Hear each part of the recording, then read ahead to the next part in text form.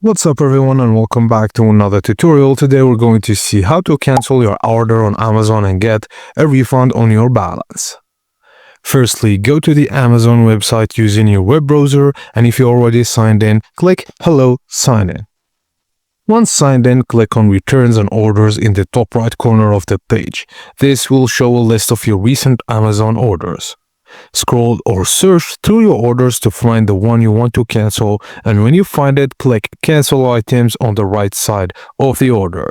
On the next page, choose the item or items you want to cancel from the order and optionally select the reason for cancellation. Now, click Cancel Selected Items in this order to confirm, and Amazon will process the cancellation if the order hasn't shipped yet. If the order is successfully cancelled, Amazon will issue a refund. Refunds might go to your Amazon Pay balance or to your original payment method depending on how you paid. Amazon Pay balance refunds are usually faster. And that's it guys, as simple as that. Thank you for watching, and please don't forget to like and subscribe for more.